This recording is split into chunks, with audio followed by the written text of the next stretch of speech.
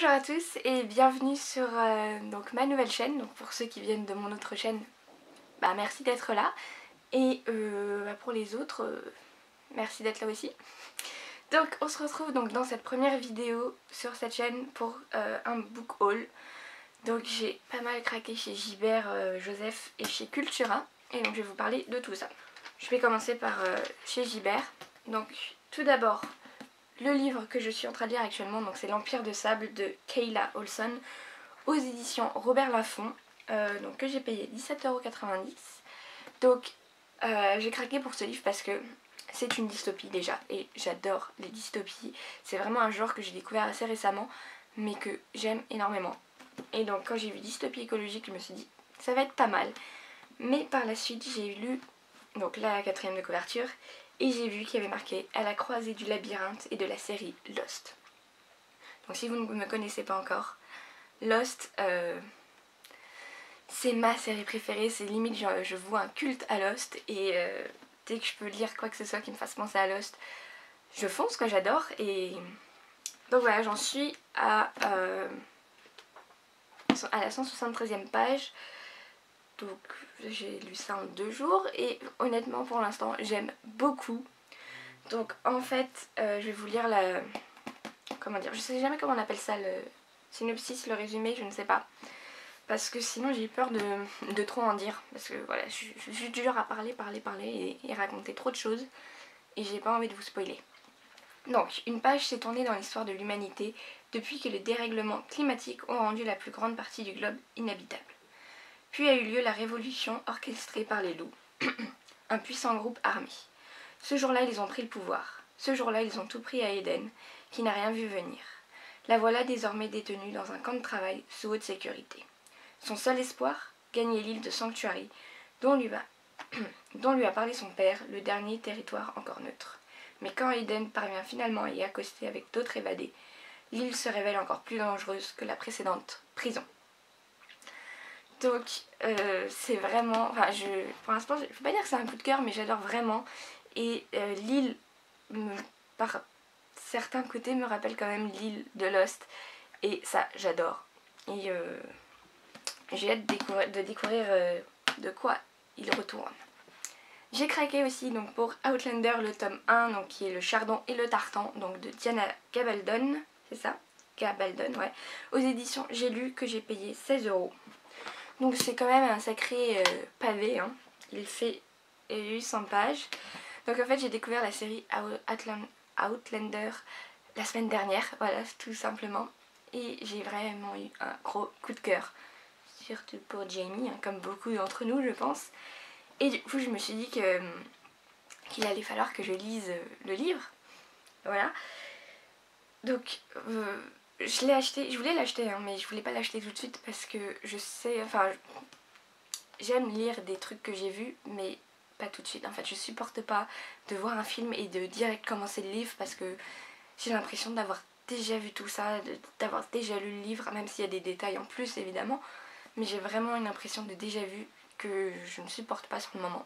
Que quelques mois ou quelques années plus tard, ça passe, ça va mieux. C'est comme là, vous voyez, je ne sais pas si vous voyez, j'ai les Hunger Games. J'avais acheté le tome 1 après avoir vu le film 1, parce que j'avais adoré. Et j'avais commencé le livre et je me suis arrêtée à la moitié, quoi. Ça m'avait saoulée et j'ai jamais repris. Et ils sont dans ma palle, donc il va falloir que je les reprenne à un moment ou à un autre. Mais pour l'instant, j'ai trop d'autres choses à lire. Donc, je ne sais plus ce que je voulais dire d'autre. Je crois que c'était tout, hein. Donc, pour ceux qui ne connaissent pas Outlander, je vais quand même vous parler un petit peu du début. Donc, en fait, c'est Claire, donc, qui est une infirmière. Je ne sais pas si c'est exactement la même chose dans le livre, mais je vais vous parler de la série. Donc, une infirmière qui était dans l'armée britannique pendant la Seconde Guerre mondiale. Et donc, elle part après la fin de la guerre avec son mari en vacances en Écosse, dans les Highlands. Et donc, lui est historien. Et en fait, elle se retrouve à un endroit où il y a des genres de menhirs. Et elle vient poser ses mains sur un menhir. Et là, elle se retrouve je sais jamais dans quel sens c'est. 18e ? Ouais, au 18e siècle. Enfin, elle se retrouve en 1743. Ouais, voilà, c'est ça. Et bah voilà, elle va tomber sur des Écossais alors qu'elle est britannique et que c'est la guerre entre les Britanniques et les Écossais à cette époque-là.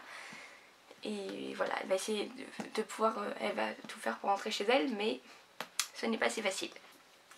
Ensuite, j'ai le miroir, enfin Miroir de Mélissa Belvigne. Donc c'est aux éditions Hachette Roman. Et donc c'est le tome 2 de... Enfin c'est la suite de Paranoia.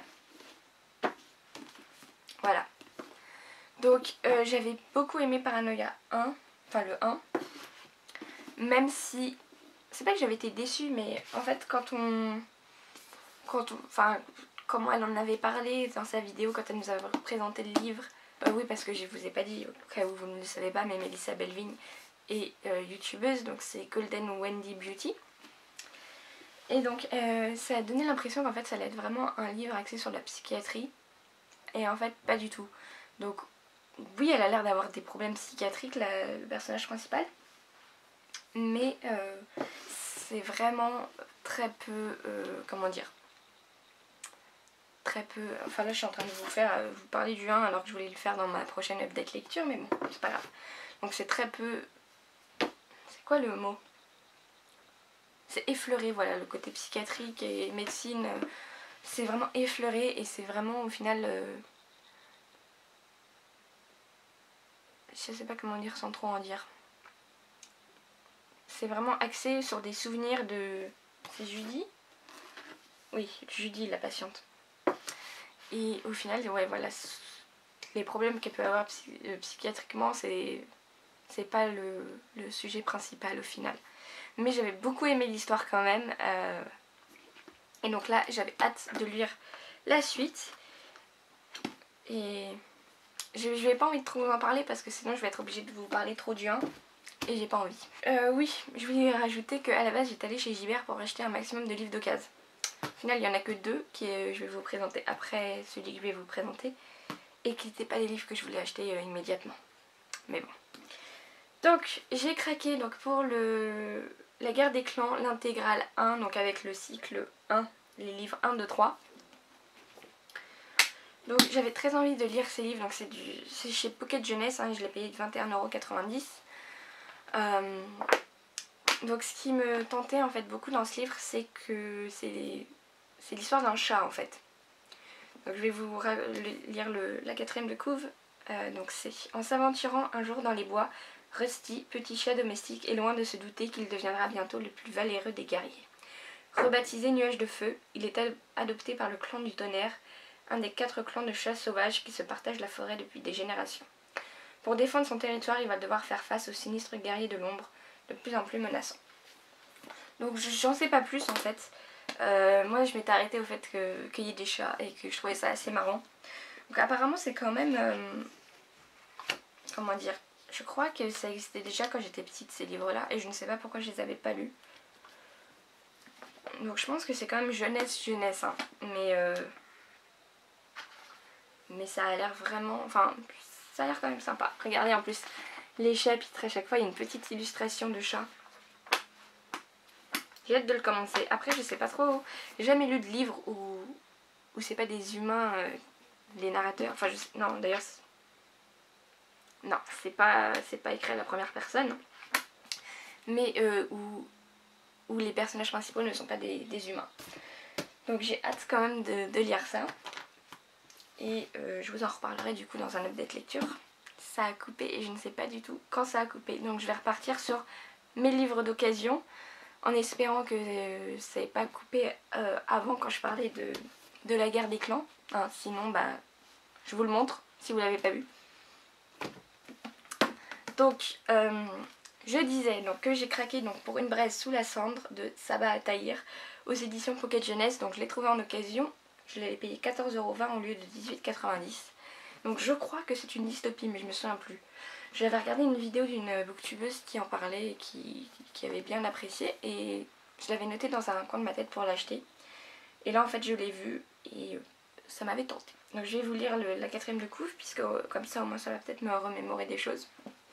Autrefois l'Empire était partagé entre les érudits, cultivés, gardiens du savoir, et les martiaux, armés, redoutables, brutales, dévoués à l'empereur. Mais les soldats ont pris le dessus, Et désormais, quiconque est surpris en train de lire ou d'écrire s'expose au pire châtiment. Dans ce monde sans merci, Layla, une esclave, et Elias, un soldat d'élite, vont tout tenter pour retrouver la liberté et sauver ceux qu'ils aiment. Oui, ça a l'air pas mal.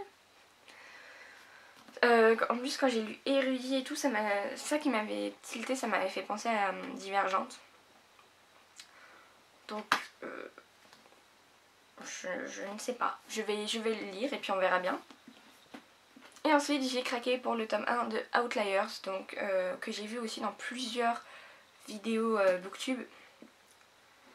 Donc, en fait, c'est l'histoire de Cassie et de Willy, sa meilleure amie, je crois. Et donc, en fait, Cassie disparaît et envoie sa meilleure amie un SMS pour lui dire qu'elle a besoin d'aide. Et donc, elle est partie. En fait, je suis en train de vous faire un résumé de ce que je suis en train de lire derrière. Bref. Donc, elle est partie dans les forêts du Maine et du coup, Willy part avec le petit ami de Cassie et pour la retrouver. Alors que Willy est agoraphobe, apparemment. Voilà. Donc, apparemment, c'est bien. J'ai vu que, je sais plus qui disait que c'était un petit peu longuet. Mais, en plus, j'ai vu qu'il est... Je suis en train de raconter, de m'emmêler dans ce que je vous raconte. Bref. Donc en plus j'ai vu qu'il était bientôt adapté au cinéma, donc par Lionsgate, donc je pense que c'est une maison de production, je crois qu'on dit comme ça. Donc qui a fait Hunger Games et Twilight. Donc Outliers révolutionne le thriller, donc apparemment c'est un thriller. Donc je ne sais pas si je vous l'ai dit, je l'ai eu en occasion à 13,40 €. Donc il est aux éditions Robert Laffont et à la base il coûtait 17,90 €. Donc pareil, ça fait un peu plus de 4 € d'économiser. Il est en très bon état. Hein. Le dos n'est pas cassé, il y avait juste des taches là. Et je crois qu'il est un petit peu jaunâtre. Ouais, il était un peu jaunâtre comparé à tous les autres livres que j'avais achetés ce jour-là. Mais voilà, j'ai hâte de le lire celui-là. Ah oui, je vous ai rien dit comme il faut, hein. C'est de Kimberly McCreight. Donc c'est tout pour Gibert. Maintenant on va passer à Cultura. J'ai acheté 3 livres. J'aurais pu m'en abstenir hein, vu tout ce que j'ai déjà acheté, mais bon. Donc tout d'abord j'ai acheté, alors, je crois que ça se prononce Ferry, je ne sais pas. Donc de Raymond E. Feist. Donc déjà, est-ce qu'on peut s'arrêter sur le livre en lui-même qui est juste magnifique. Donc il est aux éditions Bragelonne et je l'ai payé 16,90 €. Zut. Merde. Je suis en train d'arracher ça comme une sagouine. Donc la couverture est, comment dire, elle est molle. Ça fait vraiment effet cuir. Enfin j'espère que c'est effet cuir, hein, que c'est pas vraiment du cuir. Et donc ce livre, j'en ai entendu parler sur la chaîne de Mademoiselle Papote, je crois que c'est ça son nom. Et elle disait qu'elle avait beaucoup aimé et que c'était un livre qui lui avait fait peur. Et c'est ça surtout moi qui m'a tentée en fait. J'ai jamais eu peur en lisant un livre. Et je me suis dit que j'avais envie de voir ça. Donc en fait je crois que c'est une famille qui emménage dans une vieille maison. Et il va se passer des choses. Je crois que c'est ça. C'est le meilleur résumé de la Terre, je sais. Mais je ne me souviens plus. C'est écrit tout petit par contre. Hein, et il fait presque 400 pages. Mais j'ai hâte de le lire. Parce que... Voilà. En plus je le trouve tellement beau, ça me donne encore plus envie de le lire. Mais ce qui m'embête c'est que moi, vous voyez, je lis en fait dans les transports. Je lis un petit peu le soir mais c'est rare. Enfin je m'y mets de plus en plus. Mais je lis surtout dans les transports parce que j'ai plus de 3 heures de transport par jour. Et voilà, je reste déjà dans un train pendant 35 minutes. Et donc ça me permet de bien avancer. Des fois je lis aussi un petit peu dans le métro, mais ça dépend si je suis assise, ça dépend des fois de mon humeur. Des fois le matin, après avoir lu dans le train, dans le métro, je pionce à moitié. Et le soir généralement, en plus je suis pas tout le temps toute seule dans le métro, du coup je ne lis pas. Mais en fait, où je veux en venir, c'est que je voulais dire que je n'avais pas spécialement envie de le mettre dans mon sac. J'ai peur de l'abîmer. Mais bon. Ensuite, nous avons La Faucheuse, donc de Neil Schutzman aux éditions Robert Laffont. Je l'ai payé 18,90 €. Donc en fait, je crois qu'en fait c'est dans un monde où les gens ne meurent plus naturellement. En fait, il n'y a plus de maladies.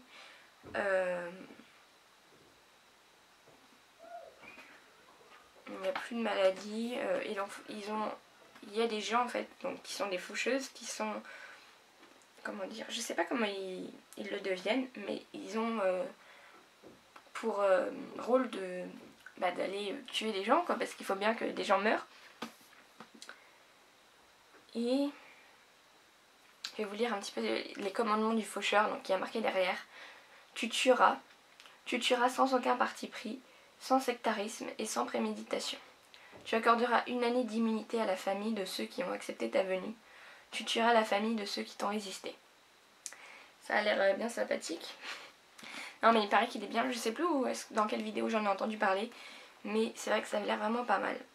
Et pour finir, j'ai acheté donc le tome 1 des Chroniques lunaires, donc de Marissa Meyer aux éditions Pocket Jeunesse, que j'ai payé 17,90 €. Voilà, donc c'est le tome 1 Cinder. Donc en fait j'ai lu Heartless de Marissa Meyer, donc ça je vous en parlerai dans une vidéo update lecture.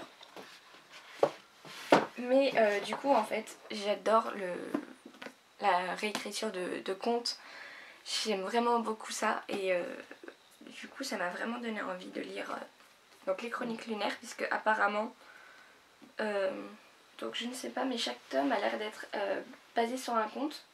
Parce que là nous avons donc Cendrillon, le tome 2 c'est Scarlett, ça a l'air d'être le chaperon rouge, petit chaperon rouge. Le livre 3, Cress, qui a l'air d'être Réponse. Le livre 4, Lévana, je ne sais pas du tout. Essaye de... Voilà, je ne sais pas du tout quel personnage, enfin quel conte ça peut être. Et le tome 5, Winter, donc c'est Blanche-Neige. Et donc en fait, ce qui est assez... Enfin, ce qui m'a fait rire, c'est que...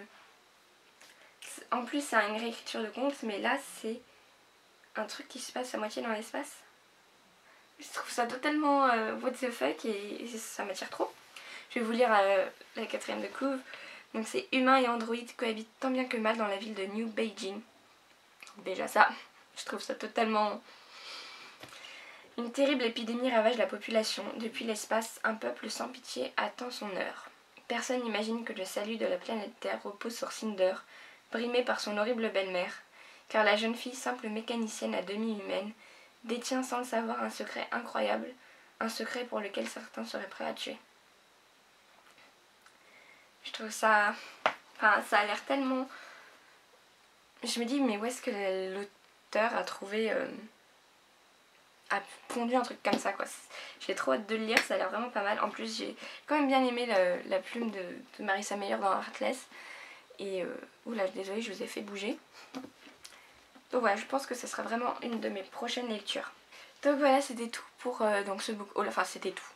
C'était tout, hein, parce qu'il y en a déjà pas mal et j'attends encore 3 livres. Bon, bah je vais vous laisser et je vous retrouverai très bientôt, je pense, pour une update lecture. Allez, salut!